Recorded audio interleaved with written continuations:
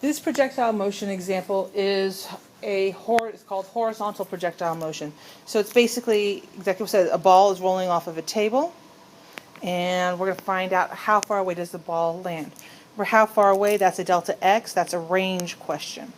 So let's go ahead, draw it out. First step, draw it out.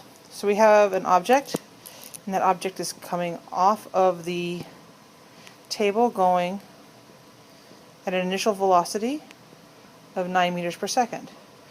Now, when something comes rolling off of a table like this one does, all of its motion is horizontal. So in that bare instant, before the force of gravity starts changing the direction, right, all of the velocity is in the x.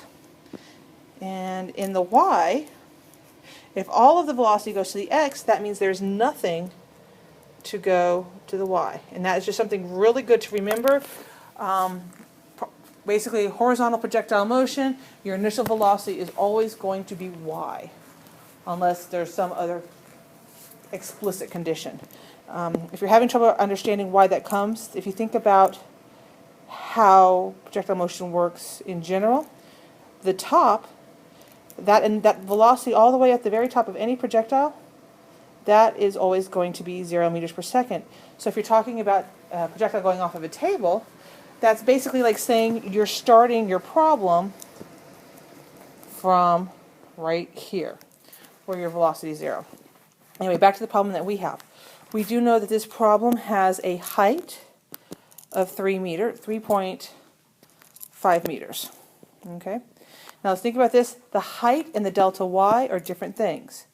Delta y is y final minus y initial, which means even though our height is 3.5, our displacement is actually negative 3.5 meters. Just something to kind of keep track of if you're having problems with your negative signs. Like any other problem, we're going to go ahead and we're going to create a data table. X and Y. Okay. Same stuff on each side. Acceleration in the X, acceleration in the Y.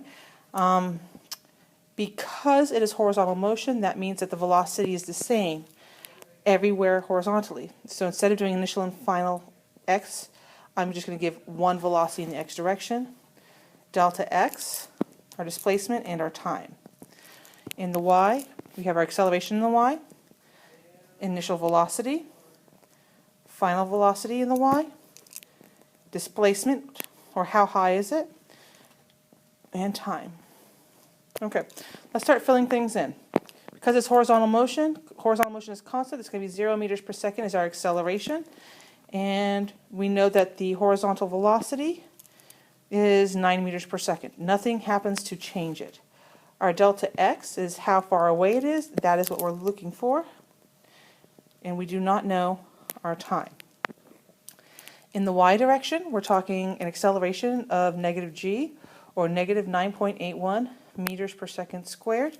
Our initial velocity in the y direction is 0. We do not know our final.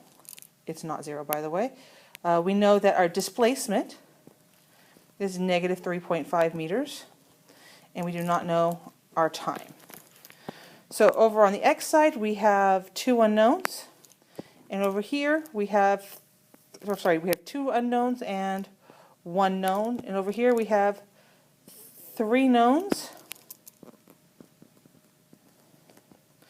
and two unknowns. Okay. Now, the one I really don't need because it doesn't really pertain to anything is going to be our final velocity in the y direction. So I don't need to worry about that. So if I don't have a final velocity in the y direction, I don't care about it, that means I have three things that I know and one unknown to solve for, and that I can do. I can use this equation right here, that our displacement is equal to our initial velocity in the y direction times time plus 1/2 a t squared. Our initial velocity, remember, was 0, so that goes away. Delta y is equal to 1/2 at squared. Now, if I want to get rid of the 1/2, I want to cancel it out. I cancel that out by multiplying by the reciprocal. And the reciprocal of 1/2 is 2. So I'm going to multiply by the reciprocal. That'll cancel out my 1/2. I'm also going to get rid of that a. So I'm going to divide both sides by acceleration. Now, once I do that, I have my new equation, and it's double the displacement, vertical displacement, divided by my acceleration. It gives me t squared. I get rid of the squared by using a square root. So then t is equal to double my displacement divided by acceleration. We're going to fill in our numbers now, so it's 2 times negative 3.5 divided by negative 9.81. Notice how those negative signs are going to work themselves out really well. It makes life so much easier. All right, so you calculate that and you get 0.84 seconds. Now, it's projectile motion. Even if it's off a cliff, it's still projectile motion.